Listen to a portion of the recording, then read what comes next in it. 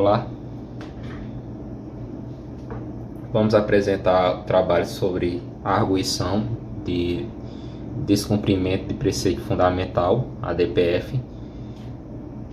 Para começar, a DPF ela é um instrumento de controle concentrado e constitucionalidade, ou seja, é usado para verificar se determinados atos ou normas estão em conformidade com a Constituição.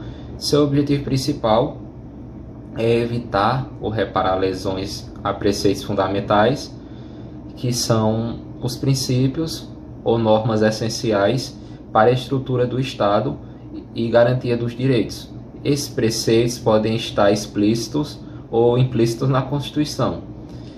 Incluem, por exemplo, direito à vida, à saúde, o meio ambiente equilibrado e as garantias individuais. Assim, a DPF ela atua como uma ferramenta para proteger os valores fundamentais.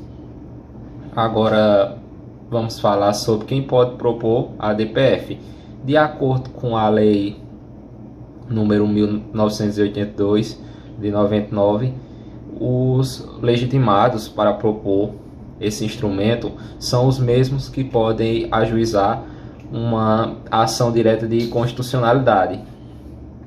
Entre eles estão o presidente da República, as mesas do Senado, da Câmara dos Deputados e das Assembleias Legislativas, os governadores de Estado e o Procurador-Geral da República. Além disso, podem propor a DPF Conselho Federal da OAB, partidos políticos ou com representação no Congresso, confederação sindical ou entidades de classe de âmbito nacional. Por fim, é importante entender quanto a ADPF pode ser utilizada. Ela é um instrumento residual ou subsidiário, ou seja, só vai ser usado quando não há outros meios jurídicos disponíveis, como a ação direta de constitucionalidade ou a ação declaratória de inconstitucionalidade.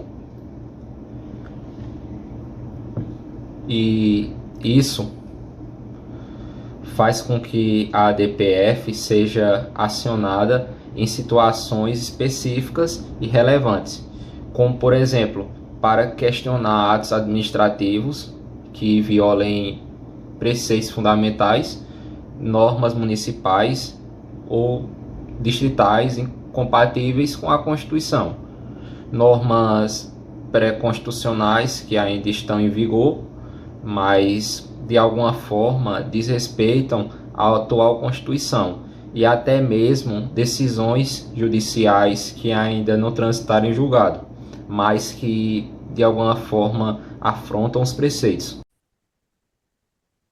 Olá, professor. Eu vou falar sobre, a partir do ponto do processo de julgamento da DPF. Inicialmente, ela vai ser apreciada pelo STF e a petição inicial ela deve conter o preceito fundamental que foi violado, o ato que está sendo questionado, a prova dessa violação e o pedido de controvérsia judicial que seja relevante apenas se houver. Se não houver, não tem necessidade desse último ponto. Pois bem, dando continuidade, a medida liminar dentro da DPF.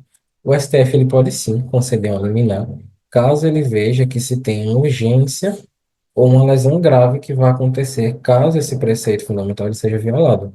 E os efeitos da liminar são, em caso de decisões onde não tiver coisa julgada, o processo ele é suspenso, e caso já se tenha coisa julgada, o processo ele é vedado. Como ocorre o julgamento da DPF? Pois bem, o relator ele irá coletar todas as informações relacionadas a essa DPF. Ele irá realizar audiências públicas, designar peritos e ouvir as partes. Nessa caso de designar peritos, só é necessário caso não se tenha o efeito que ele queria atingir fazendo audiência pública, tá certo? Aí não, nós precisamos investigar mais a fundo para saber se de fato esse preceito fundamental está sendo violado. Então nós iremos pegar e designar peritos para confirmar isso que está sendo peticionado, certo? Na DPF.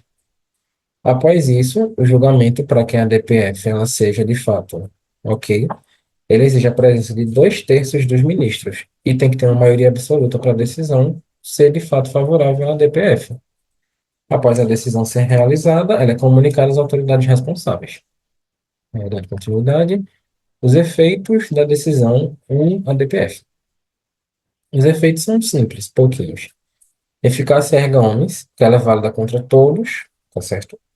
Efeito vinculante, que ela obriga os órgãos públicos a acatar o que for decidido, exceto o Legislativo e o STF. E o STF ele pode modular efeitos temporários para essa decisão, enquanto ela de fato não estiver valendo. E, para finalizar, ela é irrecorrível, salvo por reclamações posteriores. E essa é a referência que nós utilizamos, professor, foi do Estratégia Cursos, e foi um arquivo que nós achamos sobre a DPF, né? Bem interessante, na verdade. Então é isso, professor. Esse foi o trabalho do meu grupo, o Jonatas André de Lira Santos, Mestre Henrique da Silva, André dos Santos Serrota e Caio Fernandes. Então, obrigado, professor, e até mais.